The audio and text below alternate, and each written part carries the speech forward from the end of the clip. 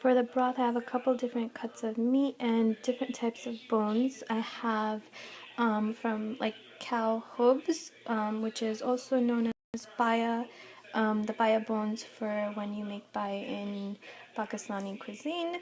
You can just ask for that. I have some beef shank with the bones and meat. And then this part is like part of the cow, which is like the sirloin, near where the filet mignon would be. And there's a little bit of brisket on the bottom, which is nahari meat. So I'm just gonna boil these, put water in it for 5 or 10 minutes until like the impurities and fat accumulate at the top. Then we will drain it and rinse the meat and then put it back into the pot.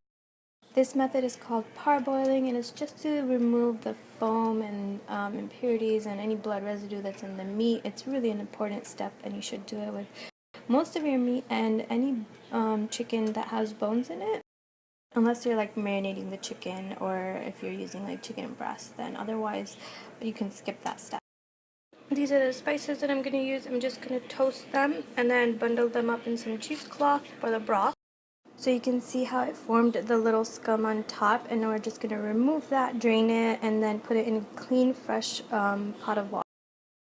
In a baking tray, I just have 2 onions that I sliced down the middle and 1 hand of ginger. We're just going to broil it and make it all charred and nice. I'm just going to drizzle it with some oil and then broil it for about 15-20 minutes until it's nice and blackened on the outside, rotating it every so often. Now, while that's cooking in the oven, I'm just going to put all the spices here and toast them for about 2 minutes on medium heat. You want to make sure to keep stirring it so it doesn't burn. Now you just want to wait until it cools, both of them, before you start the next process. We're going to peel away the little black parts.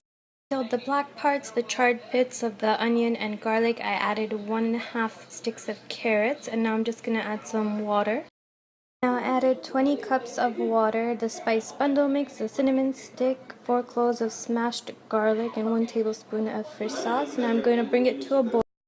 So while this is simmering, we're going to cook it for hours and hours. You will see some impurities form on top, and you just want to skim those regularly just to keep the broth clear. So I added some green onions, a habanero pepper, salt, some brown sugar, and now that it's reduced about half, it's been cooking for almost 6 hours or so. I'm going to strain the broth and separate the bones and beef pieces. I also added the brisket in there. So I just strained out the liquid. It's a lot smaller amount than I thought it would be. I think my meat to water ratio might have been a little bit off. But I'm just going to refrigerate it, and then tomorrow there's going to be a layer on top which I shall skim out. You want that clear, perfect broth for your pho. The next day, this is what your broth should look like. All the fat has accumulated to the top. You're going to skim that white stuff so the broth is clear and translucent. So I'm just going to bring the broth back up to a boil, and I'm going to boil these rice noodles for the pho. I have a large bowl of warm water, and I'm just blanching the noodles, the rice noodles, until the water comes to a boil. Now, once it comes to a boil, you want to put the blanched noodles in for about 2 to 3 minutes until they cook.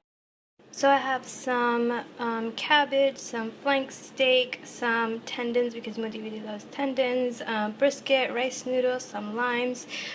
You can also put bean sprouts and cilantro, some Thai basil, all the accompaniments that go with pho. Also some hoisin, sriracha, etc., soy sauce. Now all that's left is to put the boiling hot broth all over this and then enjoy. So now once it's boiling, you just want to pour it all over the broth.